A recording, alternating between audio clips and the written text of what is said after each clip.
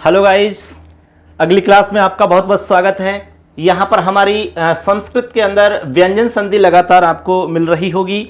अच्छे से आप सारे वीडियोस देखें जिससे कि आपको सारा मैटर अच्छे से समझ में आए और बहुत अच्छे नंबर आप ला सकते हैं। हमारा उद्देश्य है कि आप एकदम अच्छे से सरल रूप में संस्कृत को सीख सकें और समझ सकें। तो चलिए मित्रों, आज की क्लास शुरू करते हैं। आज हम आपको यहाँ पर बताने वाले हैं व्यंजन संधि के अंतर्गत अनुनासिक संधि। तो आज की क्लास में हम सीखेंगे अनुनासिक संधि। आप सभी टॉपिक डालेंगे। देखिए, टॉपिक रहेगा हमारा अनुनासिक संधि। लिखेंगे सभी अनुनासिक संधि। देखिए मित्रों, अनुनासिक संधि क्या है, सबसे पहले तो हम इसके बारे में बात करेंगे। अनुनासिक का मतलब क्या होता है आप लोग जानते होंगे। वैसे अनुनासिक आपने माहेश्वर सूत्र पढ़े होंगे तो वहां पर भी आपने अनुनासिक वर्ण जाने होंगे। अ योन रील रिक ए ओंग ऐ औच हय वरट लण यम गण नम। ठीक है, तो यम गण नम ये सब के सब अनुनासिक हैं। आपने उच्चारण स्थान पढ़े होंगे तब भी अनुनासिक वर्णों की चर्चा की होगी। कैसे? अकुह विसर्जनीय नाम कंठा इचु यशानाम तालु ऋतु रसाणाम मूर्धा ऋतुलसानाम दंतः उपपद्मनीयानाम ओष्टौ यम गणनानाम नासिका च। आ गया यम गणनानाम नासिका च। तो कहने का मतलब ये है कि आपके जो अनुनासिक वर्ण होंगे वो कौन से होंगे? पंचम वाले वर्ण। ठीक है, तो इस संधि के अंदर पंचम वर्ण हो जाएगा। एक बात तो ये क्लियर हो जाती है, पंचम वर्ण होगा। अब कब होगा और किसके स्थान पर होगा यही हमें समझना है। ठीक है ना। तो सबसे पहले हम इसका सूत्र समझते हैं और सूत्र के आधार पर हम इस संधि को जानेंगे। तो सभी बच्चे सूत्र लिखें। यरो नुनासिके यरोनुनासिके अनुनासिको वा। ये हमारा सूत्र है बच्चों, सभी नोट करेंगे।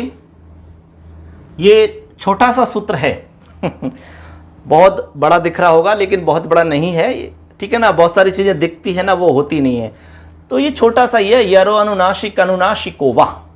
देखो, यरो यरह अनुनासिके अनुनासिको वा। अब देखो बच्चों, इस सूत्र को समझते हैं। ठीक है, क्योंकि सूत्र समझ में आएगा तभी संधि समझ में आ पाएगी। तो देखिए सूत्र के अंदर क्या क्या है एक बार हम देखते हैं। एक तो इसमें यर है, यर। तो यर जानेंगे कि यर क्या है। ठीक है ना। उसके बाद में अनुनासिक जानेंगे हम, अनुनासिक। ठीक है, इसके बाद में एक लिखा हुआ है वा। वा, ये तीन चीज हमें इस सूत्र में विशेष रूप से सीखनी है। सबसे पहले यर आता है बच्चों। यर एक प्रत्याहार है। जैसे आपको हमने अच समझाया, अच क्या होता है? अच हमारे सारे के सारे स्वरों को कहते हैं। हल क्या होता है? हमारे समस्त व्यंजनों को हम हल कहते हैं। इस तरह से आपको हमने प्रत्याहार समझाए थे। तो यर के अंदर क्या आएगा बच्चों? यर के अंदर है को छोड़ करके सभी व्यंजन इसमें आ जाते हैं। है को छोड़ करके सारे के सारे व्यंजन इसके अंदर शामिल हो जाते हैं। तो आप इसको इस तरह से लिख सकते हैं, य व र और ल। ठीक है, इसके बाद में श श स, ये तीनों प्रकार के से आ जाएंगे और पहला, दूसरा, तीसरा, चौथा और पांचवा वर्ण आ जाएगा। इन सब को मिला करके हम कहेंगे यर। क्या कहेंगे? यर। अब आप देख लीजिए, यहां पर हमने है का नाम नहीं लिखा, है का, और बाकी सारे के सारे व्यंजन इसमें शामिल हो जाते हैं। आप यहां देख सकते हैं। देखिए यहां कितने हो जाते हैं? 1 2 3 4 5 6 7, 7 ये हो गए। ठीक है, और इधर कितने होते हैं? 1 2 3 4 5, यानी पांचों आ गए ये। ठीक है, पहला भी आ गया, दूसरा भी, तीसरा, चौथा और पांचवा। अब ये कहां से हैं? ये प्रत्येक वर्ग के होंगे, ठीक है। आपको पता है कि 5 वर्ग होते हैं, 5 वर्ग, तो पांचों वर्गों में आपको पांचों ही लेने हैं। इसका मतलब 5 × 5 करेंगे तो कितने हो जाएंगे? 25। कितने हो जाएंगे? 25। ऐसे 25 हो गए। तो यहां पर देखेंगे आप 25 प्लस करेंगे तो कितने हो जाएंगे? 32। कहने का मतलब यर के अंदर 32 वर्ण शामिल हो रहे हैं। अब केवल है को हम इसमें छोड़ रहे हैं, बाकी तो सारे के सारे व्यंजन इसमें शामिल हैं। तो इसलिए आप शॉर्ट में इसको यूं समझ सकते हैं कि यर का मतलब होता है को छोड़ करके सभी व्यंजनों को हम यर कहते हैं। यह हमारा एक शॉर्ट तरीका है, इस तरह से आप याद रख सकते हैं। और यह हमारा लंबा तरीका है, इस तरीका से आपको जैसा अच्छा लगे वैसा आप कर सकते हैं। इसके बाद में अनुनासिक, तो पंचम जो वर्ण होगा हमारा उसको हम अनुनासिक कहेंगे। ये मोटा मोटा समझिए आप। पंचम वर्ण का मतलब है हमारे जितने भी वर्ग हैं उन वर्गों में 5वें नंबर का जो वर्ण है उसका नाम आपका अनुनासिक होगा। ऐसे आप समझ सकते हैं। जैसे उदाहरण के तौर पर हम लिखते हैं कवर्ग, क, ख, ग, घ और ङ। देखिए ये हमने एक लाइन लिखी है, इनको नंबर में डालते हैं 1 2 3 4 और 5। तो हमने कहा कि जो 5वें नंबर का है उसी का नाम अनुनासिक है। तो ऐसे आपको प्रत्येक लाइन से 5वें नंबर को समझ लेना है तो वही अनुनासिक होगा और अनुनासिक आपको समझ में आ जाएगा, ठीक। इसके बाद में लिखा हुआ है बच्चों वा। यहां पर वा का मतलब होता है विकल्प। विकल्प इसका मतलब है कि ये जो कार्य होगा संधि का कार्य, ये आपका विकल्प से होगा। एक बार होगा, एक बार नहीं होगा। इसका मतलब है बच्चों यहां पर 2 उदाहरण बनेंगे आपके। एक बार जब हो जाएगा कार्य तब अलग बनेगा, और जब एक बार नहीं होगा तब आपका यदि किसी अन्य संधि का कोई काम प्राप्त हो रहा है तो वो काम हमें करना होगा। वो तो हम उदाहरण समझेंगे, तब हम देखेंगे कि वहां पर कौन सी संधि और लग सकती है। ऐसे तो इस सूत्र का अर्थ समझते हैं अब, ठीक है। ये तो हमने इसके अंदर जो शब्द थे उनको समझा दिया। अब हम इन शब्दों के आधार पर सूत्र का अर्थ आपको बताते हैं। मैं यहां पर शॉर्ट में ही लिख देता हूं। देखिए यर के बाद में यदि अनुनासिक वर्ण मिलता है, एकदम सीधा सा समझ लो आप, अनुनासिक वर्ण मिलता है, या फिर यूं समझिए कि पंचम वर्ण मिलता है। पंचम, समझ गए बात को? अनुनासिक यर के बाद में अनुनासिक वर्ण या पंचम वर्ण मिलता है तो आप क्या करेंगे? यर के स्थान पर भी पंचम कर लेंगे। क्या कर लेंगे? पंचम वर्ण कर लेंगे। बात को समझना, यर के स्थान पर भी आप पंचम कर लेंगे, ठीक है। बात कैसे करेंगे पंचम? अब किसका पंचम करेंगे ये भी समझने की बात है। यहां पर यर के अंदर यर का जो भी वर्ण बैठा होगा, जैसे मान लो यहां पर के बैठा हुआ है, के। अब आपको पता है के यर में आता है क्या? बिल्कुल आता है साहब, क्योंकि पहले नंबर का है, पहले नंबर का तो यर में आता ही है। तो यहां पर के हमारा यर में आता है। मान लो यहां पर के है तो आप अब इसको पंचम करेंगे ना, तो के का ही पंचम करेंगे। यहां पर जो भी वर्ण बैठा होगा उसी का पंचम होगा, यह आपको ध्यान रखना है। यहां कै बैठा है तो कै का पंचम करेंगे, तो कै का पंचम होगा कै, खे, गे, घे, ङे, तो ङे कर देंगे आप, बस काम हो गया। एक बार करेंगे, बस एक बार नहीं करेंगे। जब नहीं करेंगे तब हमारा उदाहरण दूसरा बनेगा, और जब कर देंगे तब हमारा उदाहरण दूसरा बनेगा। इस बात को मैं उदाहरण से समझाऊंगा तो आपको ज्यादा समझ में आ जाएगा। अब आप इतना नोट कर लीजिए, आराम से लिख लो। मैंने इसको अच्छे से समझा दिया है, इसका मैंने अर्थ भी समझा दिया। आपको मैं दोबारा बोल देता हूं, यर के बाद में अनुनासिक वर्ण मिले तो यर के स्थान पर पंचम वर्ण हो जाता है। ये एकदम सरल मैंने आपको समझा दिया है। चलिए इतना नोट करिए। अब देखिए बच्चों, अभी हमने आपको ये पूरा समझा दिया है, मैंने ये नीचे से साफ कर दिया है, आप लोगों ने लिख लिया होगा और देख लिया होगा। अब देखो इसमें हम कुछ उदाहरण समझते हैं, क्योंकि जब तक उदाहरण हम नहीं समझेंगे तब तक अच्छे से हमें संधि क्लियर नहीं हो पाएगी। मैं उदाहरण से आपको अच्छे से समझाऊंगा इसको। तो एक बार मैं शॉर्ट में यहां लिख देता हूं इसको। यर के बाद में यदि आपको अनुनासिक मिलता है, क्या मिलता है? अनुनासिक वर्ण, ठीक है। तो आप यहां पर यर के स्थान पर भी अनुनासिक कर लेंगे। तो इस तरह से बच्चों ये एक छोटी सी बात हमने आपको बताई है कि यर के बाद में अनुनासिक वर्ण मिले तो यर के स्थान पर भी अनुनासिक हो जाता है। इस बात को अपने दिमाग में फिट रखना है। अब हम जितने भी उदाहरण लिखेंगे वो सारे के सारे उदाहरण आपको समझ में आ जाएंगे। हमने आपसे ये कहा है कि ये जो काम होता है ये विकल्प से होता है, इसका मतलब 2 उदाहरण बनेंगे यहां पर। चलिए उदाहरण समझते हैं। अब देखिए मित्रों, यहां पर हमने कुछ उदाहरण लिखे हैं। अब इन उदाहरणों को हम समझते हैं। जब तक आपको ये उदाहरण समझ में नहीं आएंगे तब तक संधि क्लियर नहीं हो पाएगी। तो एक एक को हम समझते हैं। देखिए, हमने जो नियम बताया उस नियम को यहां पर फॉलो करना है। हमने कहा कि सबसे पहले यर ढूंढना है, तो इधर वाला जो हमारा ये शब्द है इसमें आपको क्या ढूंढना है? यर, ठीक है ना।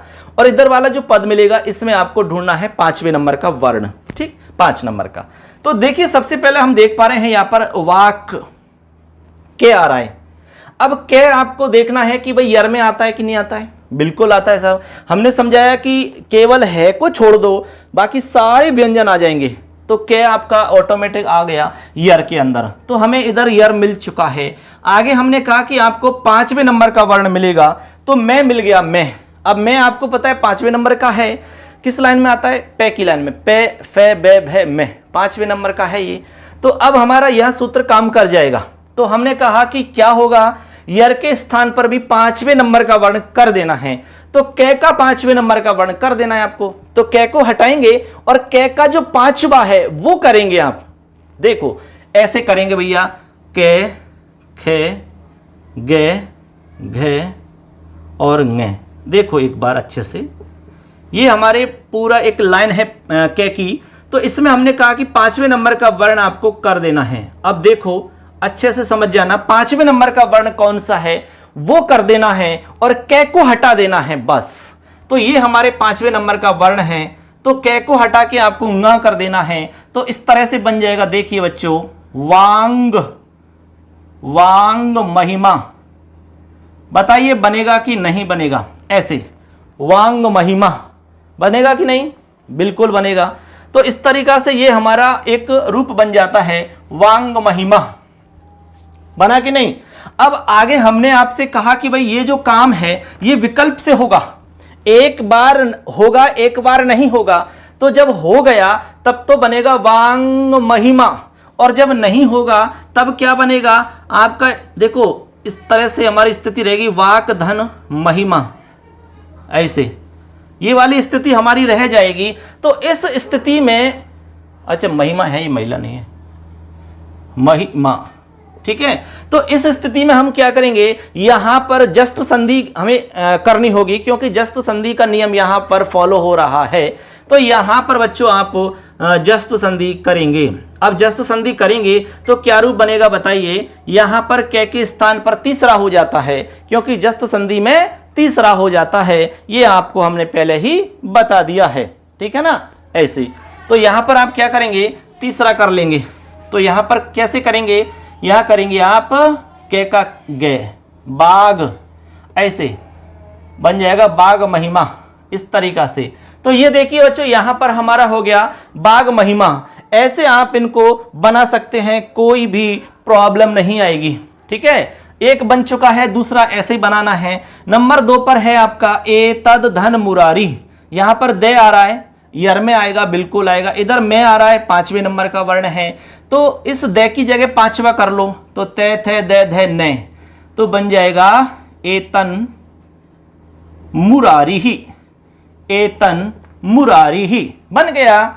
अब देखिए ये बन चुका है हमारा। अब आप इसको एतद मुरारी को आप जस्त संधि करोगे तब सेम स्थिति बनेगी, एतद मुरारी ही। ये आपका दूसरा रूप बन गया जस्त्व कार्य होकर के। तो ऐसे करके हमारे 2 रूप बन जाते हैं। आगे है भूभृत धन नित्यम। यहां तय आ रहा है बच्चों, क्या आ रहा है? तय। इधर आपका ने आ रहा है, तो तय यर में आता है और ने आपका 5वें नंबर का है, तय थे दे धे ने। तो आपका तय की जगह भी ने हो जाएगा, तो बन जाएगा भू भृन और नित्यम, ऐसे लिखेंगे हम, भू भृन नित्यम ऐसे बनेगा बच्चों। भू भृत था तो तय की जगह ने बन गया, तो ने हमने नित्यम के अंदर ही मिला दिया, ने के अंदर, तो भू भृन नित्यम ऐसे बन जाएगा।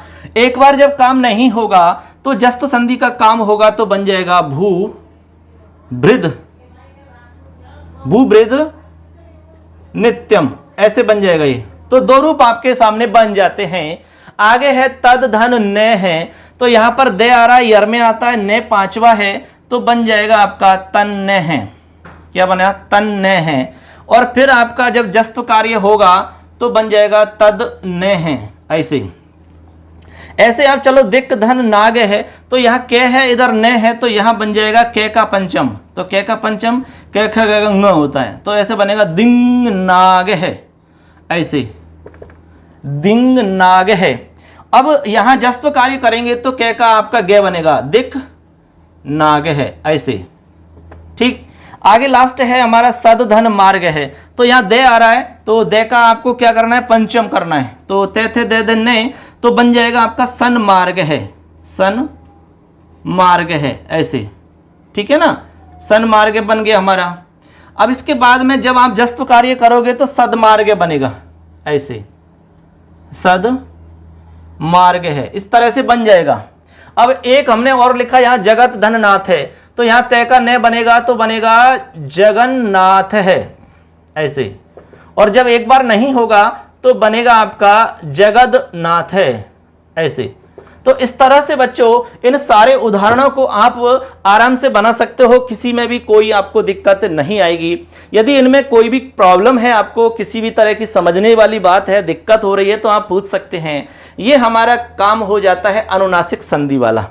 तो आपको सूत्र समझ में आना चाहिए, यरो अनुनासिक नासिको वा, यानी कि यर के बाद में अनुनासिक वर्ण मिलता है तो यर के स्थान पर आपको अनुनासिक वर्ण कर देना होता है। ठीक है ना। लेकिन ये वाला काम विकल्प से करना होता है, अर्थात यहां पर दो उदाहरण बनेंगे, मतलब दो दो आपको यहां रूप बनाने होते हैं। अब देखिए ये हमारा कंप्लीट हो जाता है सूत्र। इसमें एक नियम और है वार्तिक, वो हम और समझेंगे, उसी के साथ में हमारी ये संधि कंप्लीट हो जाएगी। तो चलिए उसको भी देख लेते हैं। तो देखिए बच्चों, यहां पर हम सूत्र समझ चुके हैं, अब केवल हमें एक वार्तिक और समझना है, उसी के साथ में हमारी संधि कंप्लीट हो जाती है। तो चलिए वार्तिक है हमारा, देखिए यहां पर प्रत्यय भाषायाम नित्यम, प्रत्यय भाषायाम नित्यम। देखिए बच्चों ये हमारा क्या है? वार्तिक हो जाता है। प्रत्यय भाषायाम नित्यम ये हमारा वार्तिक है। अब इस वार्तिक का मैं आपको अर्थ समझाता हूं, ठीक है ना, तभी जाकर के आपको क्लियर समझ में आएगा। इसका अर्थ मैं शॉर्ट में लिखता हूं। इसका अर्थ है कि यर के बाद में यदि यहां पर प्रत्यय संबंधित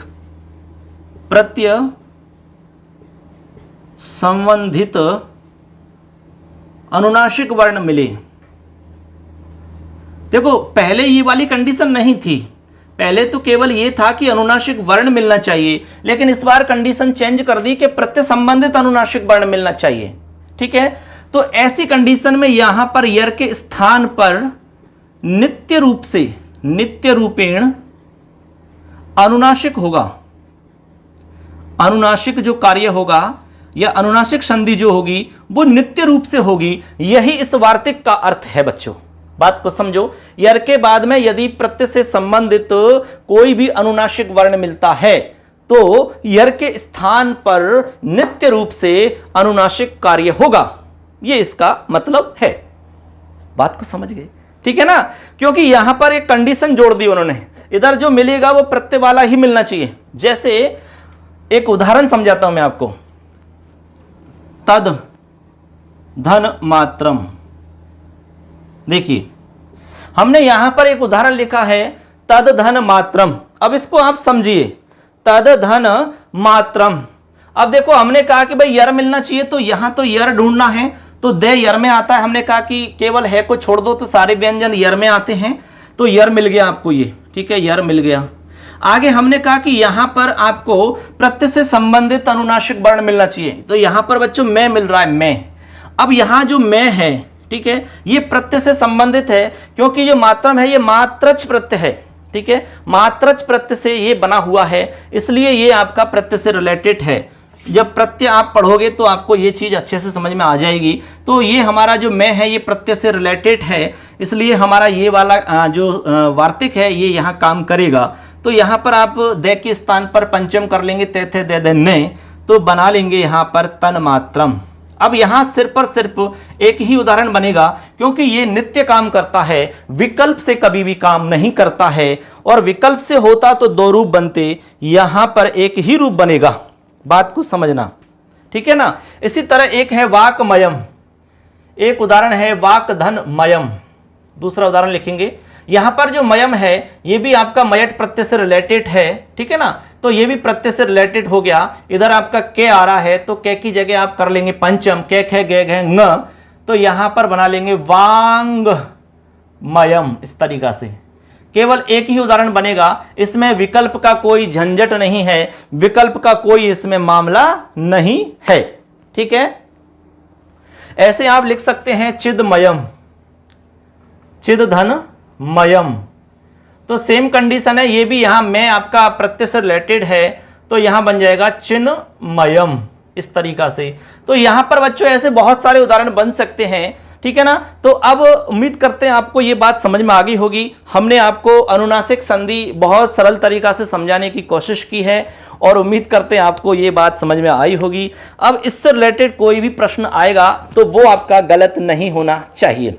आपको याद रखना है, हमने आपको सबसे पहले सूत्र बताया था, यरो अनुनासिक अनुनासिको वाह, मतलब यर के बाद में अनुनासिक वर्ण मिले तो यर के स्थान पर भी आपको अनुनासिक वर्ण कर देना होता है, ठीक है। जैसे कि वांग महिमा है, एतन मुरारी है, इस तरह से हमने आपको उदाहरण बताए थे।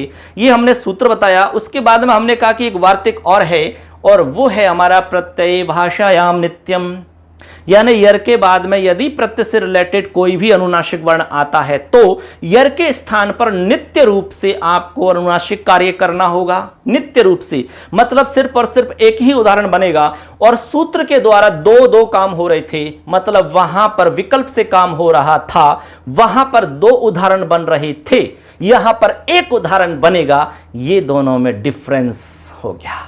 तो अब आप समझ गए होंगे, अनुनासिक संधि का कोई सवाल आएगा तो गलत नहीं करना है बच्चों, ठीक है ना। तो ये हमारी संधि कंप्लीट हो जाती है। अगली जो क्लास रहेगी उसमें हम अगली संधि आपको लेके आएंगे। लगातार क्लास मिलेंगे आपको, आपके फॉर्म भी शुरू हो चुके हैं, ठीक है ना। इसलिए आप अच्छे से फॉर्म भरें, इसमें कोई मिस्टेक नहीं होनी चाहिए। मैं आपको एक वीडियो बनाऊंगा जिसमें फॉर्म से रिलेटेड जो मुख्य बातें हैं वो मैं आपको बताऊंगा, ठीक है ना। तो उनको आप जरूर फॉलो करना और अच्छे से उसको समझ के ही फॉर्म अप्लाई करना। तो आज की क्लास में इतना ही दोस्तों, अच्छे से अपनी तैयारी करते रहें। सबके लिए नमस्कार।